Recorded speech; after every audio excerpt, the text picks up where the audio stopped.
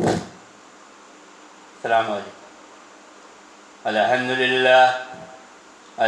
للہ نحمده ونستعینه ونستغفره ونؤمن به ونتوکل علیہ ونعوذ باللہ من شرور انفسنا ومن سیئات اعمالنا من يهده الله فلا مضل له ومن يضلله فلا هادي له ونشهد أن لا إله إلا الله وحده لا شريك له ونشهد أن سيدنا ونبينا ومولانا محمدا عبده ورسوله صلى الله تعالى على خير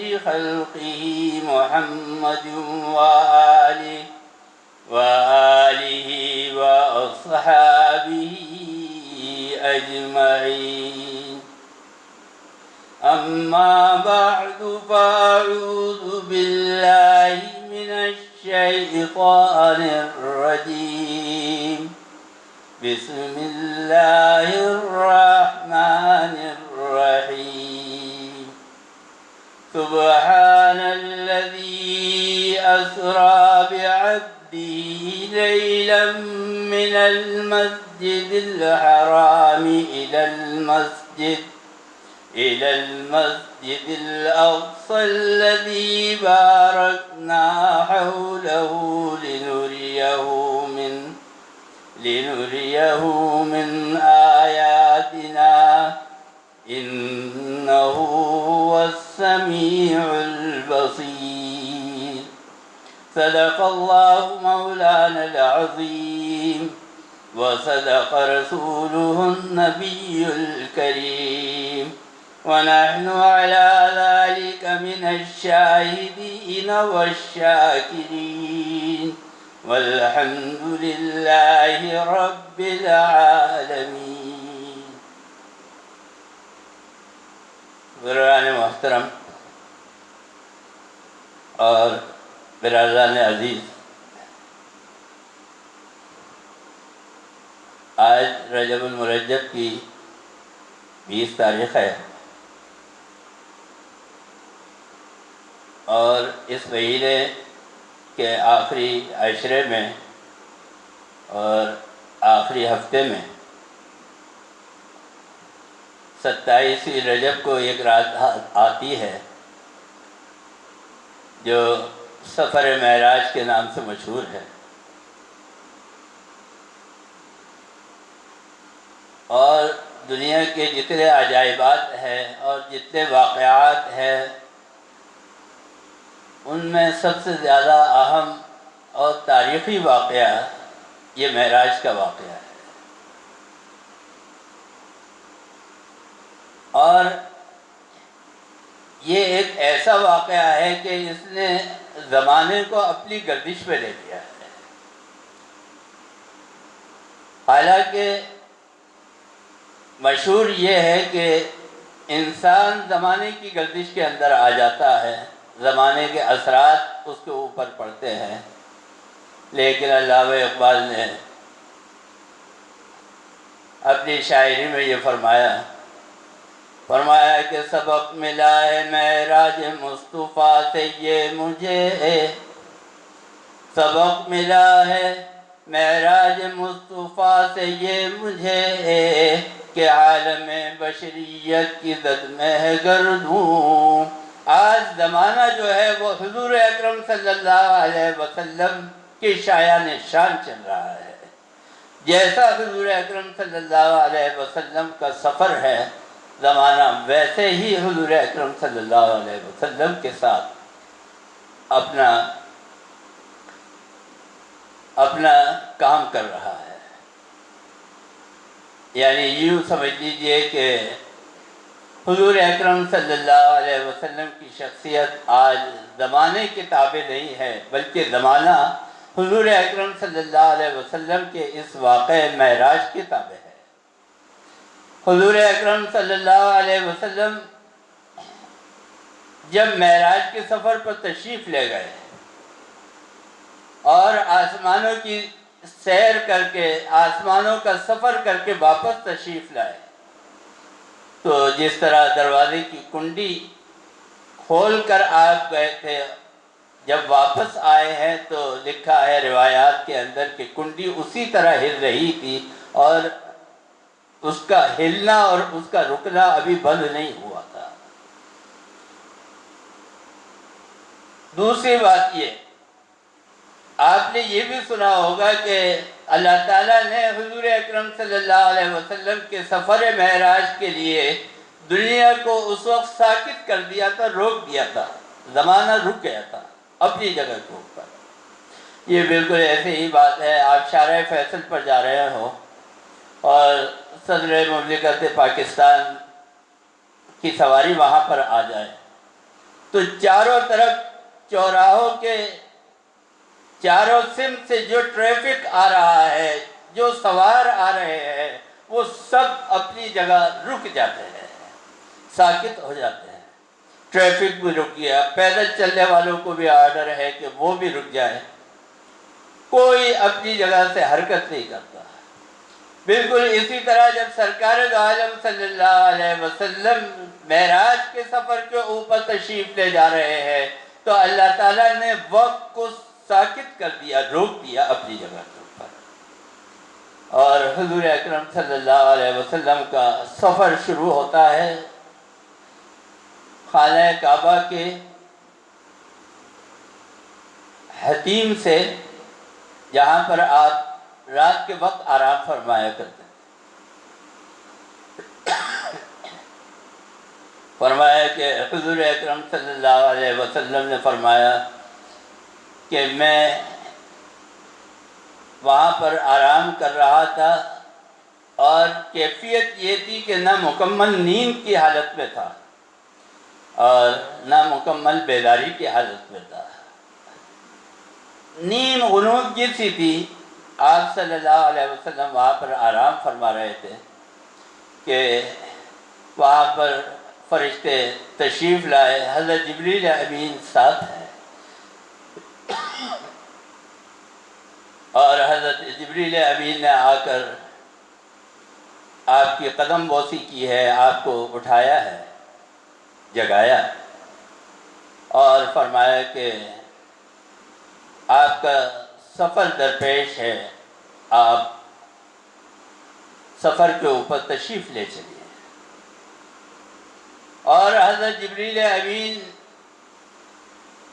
نے سرکار دو عالم صلی اللہ علیہ وسلم کا سینہ مبارک یہ حلق کے گڑھے سے اور ناک تک یہ آپ کا سینہ مبارک چاک کیا، زمزم سے اس کو دھویا، اس کے اندر علم، حکمت اور نور کو بھرا ہے، اور سرکار دو عالم صلی اللہ علیہ وسلم کو اسی طرح سے سینہ مبارک چاک کر کے ہوش کے اندر لے آئے ہیں۔ یہ دنیا کی تاریخ کے اندر پہلا بائی پاس ہے کہ حضرت جبریل امین نے دل کا آپریشن کیا ہے، جس طرح آج آپریشن ہوتے ہیں، لیکن یہ دنیا کا سب سے پہلا بائی پاس ہے۔ کوئی ٹیکنالوجی نہیں ہے، کوئی مشینری نہیں ہے، کوئی ڈاکٹر نہیں ہے، لیکن حضرت جبریل امین نے اللہ کے حکم سے یہ قلب مبارک کے اندر نور اور علم و حکمت بھرنے کا کام انجام دیا ہے۔ اس کے بعد آپ صلی اللہ علیہ وسلم فرماتے ہیں کہ ایک سواری میرے لیے لائی گئی، اور یہ پہلی سواری ہے جو براق ہے، سفید دودھ کی طرح، گھوڑے سے کچھ چھوٹی اور گدھے سے کچھ اونچی، نہ گھڑے کی سائز گدھے کے سائز کی ہے اور نہ گھوڑے کے سائز کی ہے، ان دونوں کے درمیان اس کا قد و قامت ہے۔ جب حضور اکرم صلی اللہ علیہ وسلم تشریف رکھنے لگے براق کے اوپر، تو اس براق نے خوشی کے عالم کے اندر مستی کرنا شروع کی، شوخی کرنا شروع کی۔ تو حضرت جبریل امین نے فرمایا کہ اثبت فإنما علیک نبی و صدیق و شہیدان، رک جا، تو نہیں جانتا کہ تیری پیٹھ کے اوپر ایک نبی سوار ہے۔ اور یہی معاملہ پیش آیا ہے اس وقت جب حضور اکرم صلی اللہ علیہ وسلم ایک مرتبہ ایک پہاڑ کے اوپر تشریف لے گئے، تو وہاں آپ نے پہاڑ کو یہ الفاظ فرمائے کہ اثبت فإنما علیک نبی، تیرے اوپر نبی سوار ہے۔ اور اس وقت آپ کے ساتھ تھے ابو بکر صدیق رضی اللہ تعالیٰ عنہ اور حضرت عمر فاروق رضی اللہ تعالیٰ عنہ۔ تو آپ نے فرمایا کہ تیرے اوپر ایک صدیق بھی سوار ہے، حضرت علی کرم اللہ وجہہ، اور حضرت عثمان رضی اللہ تعالیٰ عنہ کو فرمایا کہ یہ دو شہید ہیں، یعنی آئندہ وقتوں کے اندر یہ شہادت کے مرتبے پر فائز ہوں گے۔ تو براق کو حضور اکرم صلی اللہ علیہ وسلم کے سوار ہوتے وقت جبریل امین نے ٹھنڈا کر دیا اور کہا کہ مستی نہ کر۔ یہ سفر دو حصوں پر مشتمل ہے۔ ایک سفر اس میں آپ کو ملے گا جو زمین کا سفر ہے، اس کو کہتے ہیں اسرا، اور یہ سفر ہے مسجد الحرام سے، خانہ کعبہ سے اور مسجد اقصی تک۔ اسی لیے اس سورت کا نام سورہ بنی اسرائیل کا نام سورہ اسرا بھی ہے۔ اور دوسرا سفر ہے پھر زمین سے لے کر آسمانوں تک، یہ سفر کہلاتا ہے معراج کا سفر، یعنی آسمانوں کا جو سفر ہے۔ حضور اکرم صلی اللہ علیہ وسلم براق کے اوپر سوار ہوئے ہیں، حضرت جبریل امین ساتھ ہے۔ سب سے پہلے آپ کو جو علاقہ راستے میں نظر آیا ہے وہ ہے یثرب، کھجور ہی کھجور کے درخت، گھنے درخت ہیں کھجور کے۔ وہاں پر سرکار دو عالم صلی اللہ علیہ وسلم کو اتارا گیا۔ حضرت جبریل امین نے فرمایا کہ یہاں پر 2 رکعت نماز پڑھی۔ آپ صلی اللہ علیہ وسلم نے 2 رکعت نماز ادا فرمائی، مستحب اور نفل نماز ہے۔ یہ آپ دیکھیے کہ اتنا بڑا سفر ہے، اللہ تعالیٰ سے ملاقات کے لیے سرکار دو عالم صلی اللہ علیہ وسلم تشریف لے جا رہے ہیں۔ ابتدا کہاں سے ہو رہی ہے؟ نماز سے۔ نماز کا آپ کو حکم دیا، اس کے بعد آپ چلے اور آگے سفر ہوا، مدین پہنچے۔ بعض روایتوں میں یہ ہے کہ طور سینا، جہاں پر حضرت موسیٰ علیہ السلام اللہ تعالیٰ سے ہم کلام ہوا کرتے تھے، وہاں پر آپ پہنچے۔ حضرت جبریل امین نے آپ صلی اللہ علیہ وسلم کو یہاں بھی فرمایا کہ آپ یہاں پر 2 رکعت نماز نفل ادا کریں۔ اس سے ایک بات یہ سمجھ میں آتی ہے کہ حضور اکرم صلی اللہ علیہ وسلم دوران سفر متعدد مرتبہ نماز ادا کرتے ہوئے جا رہے ہیں، اور پھر آخر میں جیسا کہ آپ کو معلوم ہے کہ معراج کے اندر نماز فرض ہوئی، فرض نماز کا حکم آیا ہے وہیں آسمانوں کے اوپر۔ اس سے یہ پتہ چلا کہ جو شخص اپنے رب سے ملاقات کرنا چاہتا ہے وہ نماز کی پابندی کرے، نماز کی زیادتی کرے، نماز کو اختیار کرے۔ تو اس کو اللہ تعالیٰ کی ملاقات اور اللہ تعالیٰ کا دیدار اس کو نصیب ہوگا۔ اس کے بعد سرکار دو عالم صلی اللہ علیہ وسلم ایک اور جگہ پہنچے، یہ راستے میں بیت الحم کی جگہ آئی ہے۔ یہ وہ جگہ ہے کہ جہاں پر حضرت عیسیٰ علیہ السلام کی ولادت ہوئی ہے۔ پھر وہاں سے آپ چلے۔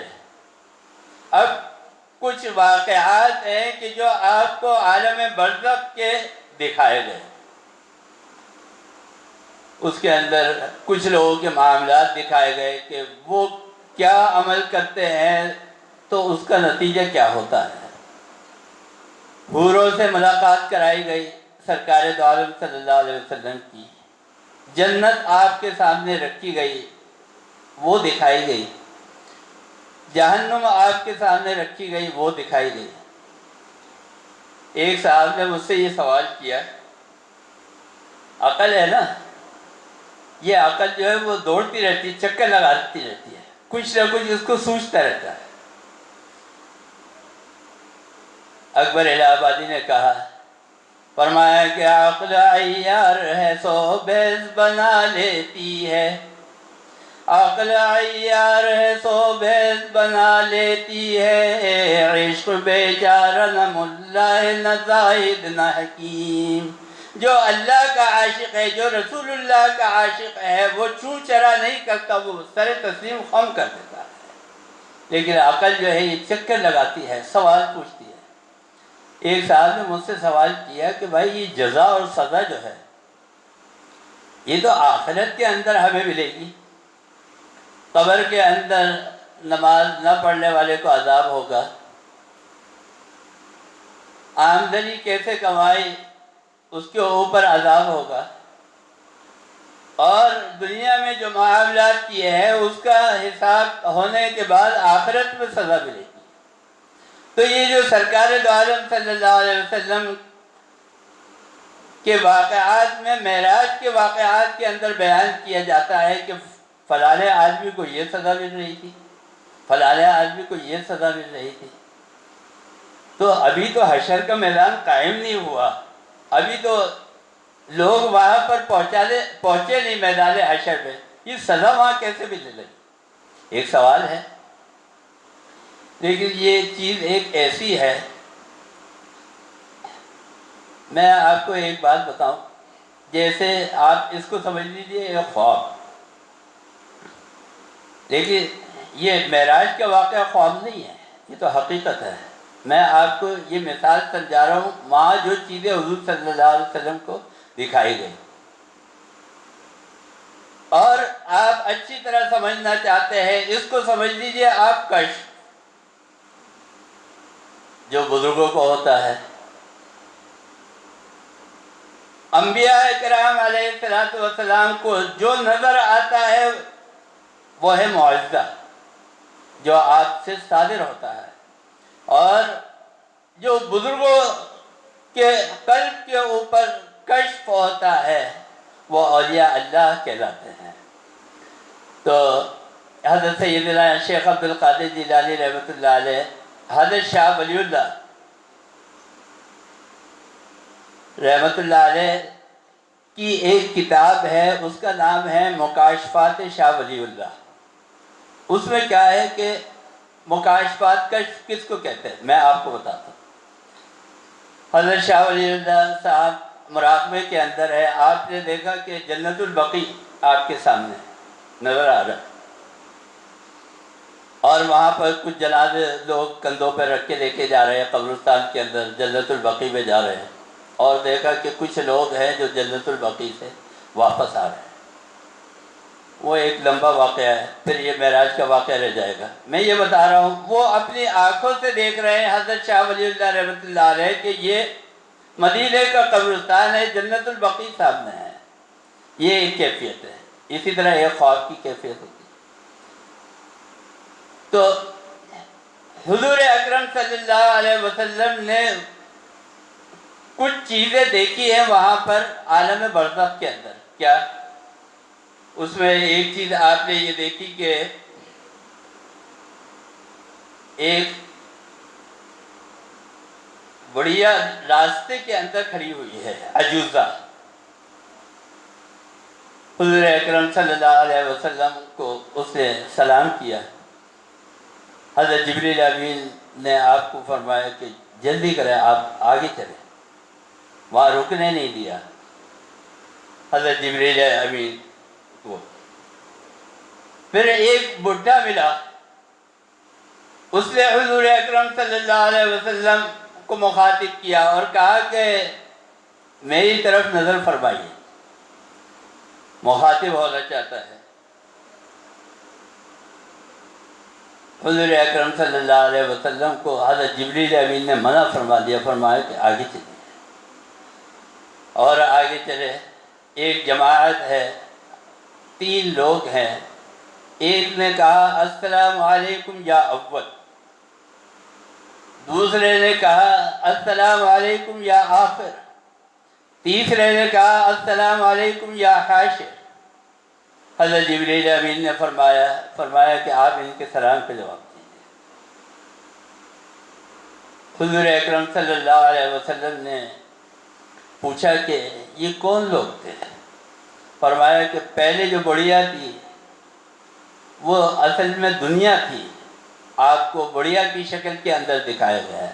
دنیا کی عمر اب اتنی رہ گئی ہے جیسے ایک بڑھیا کا بڑھاپے کے بعد زندگی اختتام ہونے والی ہے. اس دنیا کی زندگی بھی اتنی سی ہے.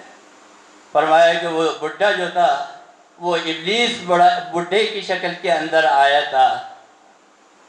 اور فرمایا کہ یہ جو 3 لوگ تھے، اس میں پہلے شخص تھے حضرت ابراہیم علیہ السلام. میں نے آپ کو کہا کہ ان کے سلام کا جواب دیجیے. دوسرے جو شخص تھے وہ تھے حضرت موسیٰ علیہ السلام، ان کے سلام کا بھی جواب دیا. اور پھر تیسرے شخص تھے، ان کا نام تھا حضرت عیسیٰ علیہ السلام. پھر آپ اور آگے چلے عالم برزخ کے سفر کے اندر. تو آپ نے دیکھا کہ ایک شخص ہے وہ بوتا ہے، یعنی کھیت اور فصل یہ جو چیزیں بوئی جاتی ہیں، اور بونے کے بعد پھر کاٹتا ہے. اور جب کاٹتا ہے تو اس کاٹنے کے بعد دوبارہ سے پھر وہی کھیت اور فصل پھر کھڑے ہو جاتے ہیں. پوچھا کہ یہ کون لوگ ہیں؟ فرمایا کہ یہ جہاد کرنے والے لوگ ہیں، ان کا اجر ختم نہیں ہوتا، 700 گنا ان کا اجر ہے. یہ انہوں نے جو کچھ بویا ہے وہ کٹنے کے بعد بھی اس کا اجر جو ہے وہ بڑھتا چلا جا رہا ہے. آخرت کے اندر ان کا اجر جو ہے وہ بڑھتا رہے گا یہاں تک کہ قیامت آ جائے. اب آپ اندازہ لگائیے کتنا اجر ہوگا جہاد کرنے والا.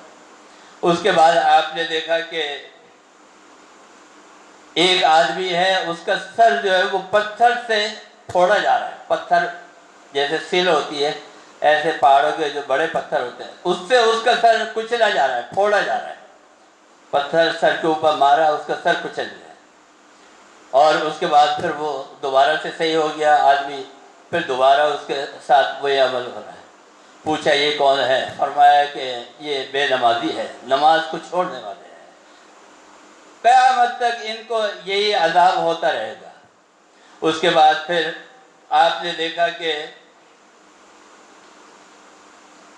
کچھ لوگ ہیں جن کی شرم گاہوں کے اوپر چیتھڑے لٹکے ہوئے ہیں، جیسے کپڑوں کی چیتھڑے ہوتے ہیں وہ لٹکے ہوئے ہیں، اور وہ زقوم کھا رہے ہیں، جیسے مویشی چل رہے ہیں، خون اور پیپ ان کی غذا ہے.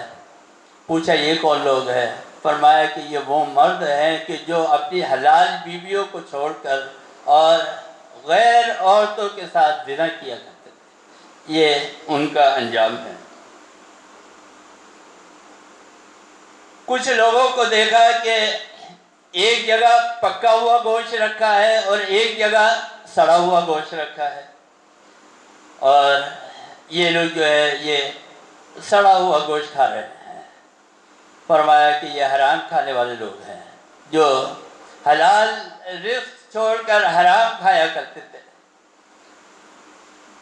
اس کے بعد آپ نے دیکھا کہ ایک آدمی ہے جس کے ہونٹ اونٹ کی طرح بڑے بڑے ہونٹ ہیں، اور اس کے زبان سے، اس کے ہونٹوں سے چنگاریاں نکل رہی ہے، اور اس کی زبان کو اور اس کے ہونٹوں کو قینچی سے کاٹا جا رہا ہے۔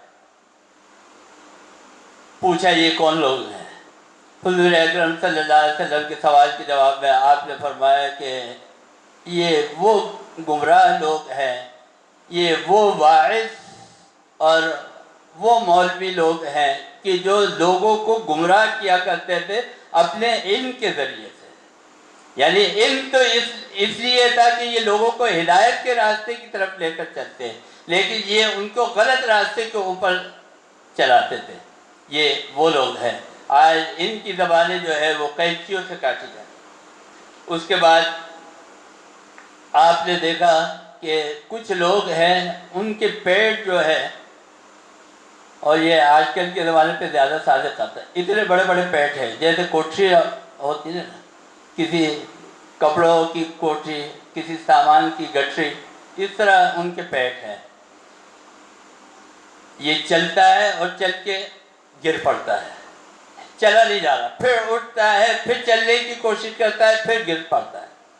یہ کون لوگ ہیں؟ سرکار دو عالم صلی اللہ علیہ وسلم نے پوچھا تو جبریل امین نے فرمایا یہ کریڈٹ کارڈ والے لوگ ہیں جو سود کھاتے ہیں، بینکوں کے اندر سود کے لیے جو ہے پیسہ رکھتے ہیں، منافع کے لیے پیسہ رکھتے ہیں، اور اصل میں منافع نہیں کہنا چاہیے، منافع اور چیز ہے، سود اور چیز ہے۔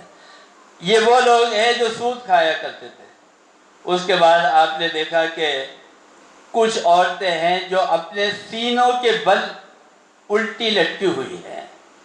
سرکار دو عالم صلی اللہ علیہ وسلم نے پوچھا یہ کون عورتیں ہیں؟ فرمایا کہ یہ بدکاری کرنے والی زناکار عورتیں ہیں، آج اللہ تعالیٰ نے ان کو اس سزا کے اندر مبتلا کیا ہوا۔ پھر کچھ لوگوں کو دیکھا کہ ان کے پہلوؤں کا گوشت کاٹ کر اور ان کو کھلایا جاتا ہے، ان کا اپنا گوشت پہلو سے کاٹ کر ان کو کھلایا جاتا ہے۔ پوچھا یہ کون لوگ ہیں؟ فرمایا کہ یہ چغلی کرنے والے لوگ ہیں، لوگوں کی چغلیاں کرتے ہیں۔ بہت سارے لوگ کہتے ہیں میں پیٹھ پیچھے کوئی بات نہیں کرتا، ہاں سامنے چغلی کر دیتا ہوں، یعنی سامنے برائی کر دیتا ہوں۔ اس کا یہ انجام ہے، آخرت کے اندر اللہ تعالیٰ اس کو اسی کے گوشت سے اس کی تواضع فرمائی۔ پھر ایک پتھر آپ نے دیکھا کہ چھوٹا پتھر ہے اور اس میں سے بڑا بیل جو ہے وہ برآمد ہوتا ہے، اور پھر واپس پتھر کے سوراخ کے اندر جانا چاہتا ہے، جا نہیں سکتا۔ پوچھا یہ کون ہے؟ فرمایا کہ یہ وہ لوگ ہیں کہ جو اتنی بڑی بات کہہ دیتے تھے کہ اس کو پورا نہیں کر سکتے تھے۔ شیخیہ باندھنے والے ہوتے ہیں نا، بڑھ کے باندھنے والے، ارے میں تو تاج محل کھڑا کر دوں گا، وہ کر سکتے نہیں ہیں۔ تو کیا ہے، ایسی بات کہنا کہ جس کو پورا کرنا ممکن نہ ہو، اس کی سزا یہ ہے۔ اس کے بعد حضور اکرم صلی اللہ علیہ وسلم اس جگہ سے پھر اور آگے گئے، اور یہ معراج کے واقعات اتنے تفصیلی اور اتنے زیادہ ہیں، آدھے میں آج بیان کروں گا اور انشاءاللہ آدھے اگلے دن ہے۔ ایک جگہ آپ پہنچے، وہاں سے خوشبو آ رہی ہے، اور ایک آواز وہاں سے سنائی دی، اور وہ یہ سنائی دی کہ اے پروردگار، اے رب العالمین، میرے اندر کی جتنی نعمتیں ہیں، جتنی چیزیں ہیں، وہ سب ابھر رہی ہیں۔ کھانے پینے کی چیزیں، اوڑھنے پہننے کی چیزیں، برتنے کی چیزیں، ریشم ہے، حریر ہے، سونا ہے، چاندی ہے، نوکر چاکر ہیں، اور نعمتیں ہیں، دریا ہیں، شراب ہے، شہد ہے، دودھ ہے۔ یہ نعمتیں ابھر رہی ہیں۔ اے اللہ، جلد سے جلد ان لوگوں کو بھیج دے کہ جو اس کے مستحق ہے، اس کو برتنے والے لوگ ہیں، تاکہ وہ مجھے استعمال کریں۔ حضور اکرم صلی اللہ علیہ وسلم نے فرمایا کہ قسم ہے مجھے اپنے ذات کی عزت کی کہ جن لوگوں نے میرے اوپر ایمان رکھا اور میرے نبی کے اوپر ایمان لے کر آئے اور اس کے ساتھ اللہ کے ساتھ میرے ساتھ کسی کو شریک نہیں ٹھہرایا، ان کو میں ان نعمتوں کے اندر فیض یاب کروں۔ پھر سرکار دو عالم صلی اللہ علیہ وسلم اور آگے چلے، ایک جگہ نظر آئی وحشت ناک اندھیرا اور وہاں سے بدبوئیں اٹھ رہی ہیں، ایک آواز سنائی دی، فرمایا یہ جہنم ہے۔ وہاں سے ایک آواز آ رہی تھی، کیا؟ وہ جہنم کہتی ہے کہ اے پروردگار، یہاں کی زنجیریں، یہاں کے طوق، یہاں کے شعلے، یہاں کی آگ، یہ سب جو ہے یہ تیار ہو گئے ہیں، پک کے بھٹی جو ہے وہ سرخ ہو گئی ہے۔ اے پروردگار، اس کو برتنے والے لوگوں کو، یہاں جو آنے والے لوگ ہیں، سزا پانے والے لوگ ہیں، ان کو جلد سے جلد بھیج تاکہ میں ان کو اپنا لقمہ بناؤں۔ حضور اکرم صلی اللہ علیہ وسلم وہاں سے اور آگے چلے، آپ نے دیکھا کہ ایک مجمع ہے، چھوٹا مجمع ہے، اور وہاں پر بہت سارے لوگ نظر آ رہے ہیں۔ اس کے بعد آپ کو کچھ محسوس ہوا، آپ نے آسمان کی طرف نگاہ اٹھائی تو ایک عظیم الشان بہت بڑا مجمع نظر آیا، جمع غفیر، بے شمار لوگ۔ پوچھا یہ کون لوگ ہیں؟ فرمایا کہ یہ جو زمین پر آپ نے مجمع دیکھا یہ حضرت موسیٰ علیہ السلام کی امت ہے، امت بنی اسرائیل ہے۔ یہ کم تعداد میں ہے، ان میں کم لوگ ہیں کہ جو جنت میں جائیں گے، جو حق کے راستے پر تھے۔